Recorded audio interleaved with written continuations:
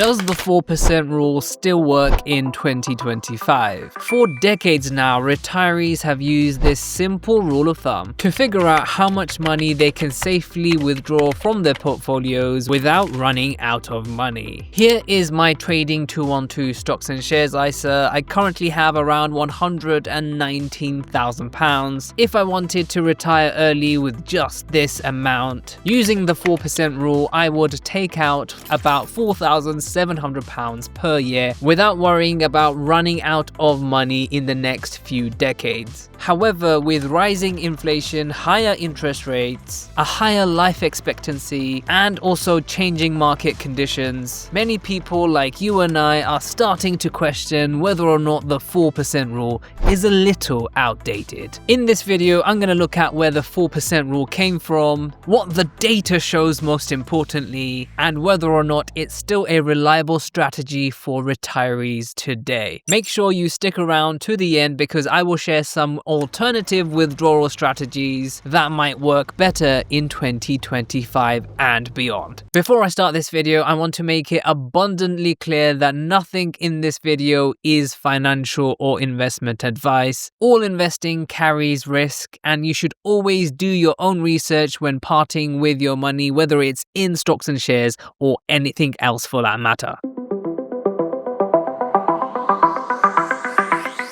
So what exactly is this famous 4% rule? The 4% rule comes from research carried out in the 1990s by a financial planner called William Bengen. So here is the basic idea. If you retire with a portfolio, you withdraw 4% of it in the first year. After each subsequent year, you adjust each withdrawal for inflation. So according to his data, this should allow your money to last at least 30 years into retirement. So for example, if you had a £1 million portfolio, you'd take out £40,000 in the first year. If inflation is 3% in the following year, you'd take out £41,200, and so on and so forth.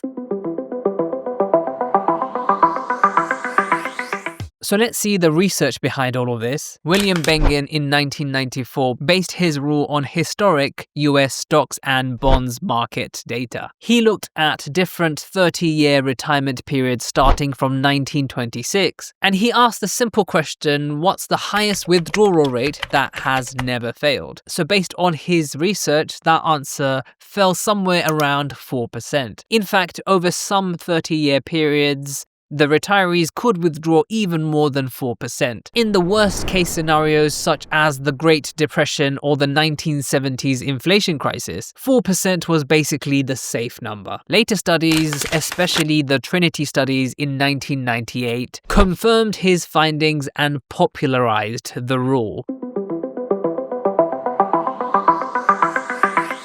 The 4% rule worked because historically, US stocks and bonds delivered strong real returns. Stocks over that time period returned about 7% after inflation. Bonds added stability and helped in bad years. This combination meant that even if the stock market crashed, a 4% withdrawal rate was still safe as long as you stayed invested. If you would like to sign up to Trading 212 and receive a free fractional share worth up to £100, all you have to do is to press the 3 horizontal line menu over here. Scroll all the way down until you see the section Use Promo Code, and in this section just enter the code JUBAIR and you should receive a free fractional share. But here's the real question, does this still work in 2025? There are 4 main challenges we should speak about. Number 1 is lower expected returns. Many experts expect stocks to return less over the next 20 years than they have in the 20th century. Bonds, even though yields are higher now than they were a few years ago, may not deliver the same returns as they once did. Number 2 is higher inflation. The last few years have reminded us that inflation is not dead. If inflation stays elevated, it puts pressure on retirees as withdrawals need to rise faster. Number 3 is a higher life expectancy.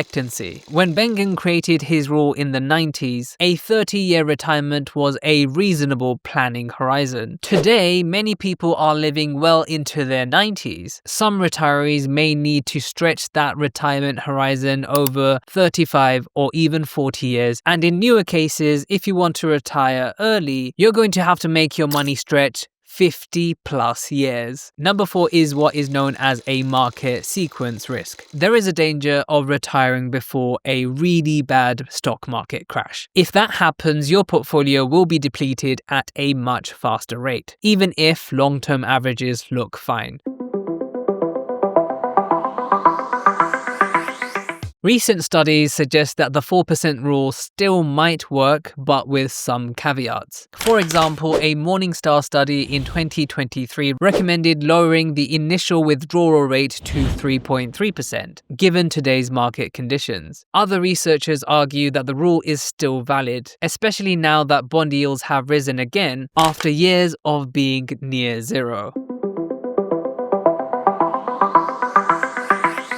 The 4% rule isn't broken yet, but there is no one-size-fits-all approach that we can take from it. So what can retirees do in 2025? Here are a few strategies that can improve on the 4% rule. Number 1 is dynamic withdrawals. Instead of taking a fixed inflation-adjusted amount, you adjust your withdrawals based on how the market is doing at that particular time. If the markets are going strong, then sure, take a bit more. And if markets crash, then tighten your belt accordingly. Number 2 is what you can call the guardrails approach. This is sometimes known as the Guyton-Klinger rule. You set upper and lower limits on withdrawals. This keeps spending flexible but prevents you from overspending in good years. Number 3 is the bucket strategy. Here you divide your money into short-term, medium-term and long-term buckets. For example, cash for the next couple of years, bonds for the next decade, and stocks for long-term growth. This helps protect against having to sell your stocks when there is a market downturn. The 4th strategy is the experimental method. Now, this is something that I would personally do, but it comes with a lot of risk. If I had a portfolio of, let's say, £1 million, now if that was in cash or stocks and shares, I would sell a portion of it and have it in cash. It's up to you how much of this you want to put into cash, but let's say I sold off 50% and I have £500,000 in cash. The rest stays in a broad market index fund. Now, because it's in an index fund, there is a high chance that there would be a market crash that could cause that portfolio to go down quite a bit. Now, if a crash were to happen, now you have cash to put into the markets to reduce your average buying price. And with this strategy, you may even have enough cash to withdraw that should cover all of your expenses. Now, with each strategy, there are pros and cons, and there's no guaranteeing what will happen next. Practical takeaways. So, where does this leave us? The 4% rule is still useful as a guideline. It's simple, easy to understand, and is based on decades of evidence. But in 2025 and beyond, it's best to think of it as a starting point and not a guarantee. It all does come down to luck, unfortunately. For some retirees, 4% will be perfectly fine. For others, especially those who want to retire young, or for those starting withdrawing in uncertain markets, 3 or 3.5% may be a smarter plan. So let's wrap this up.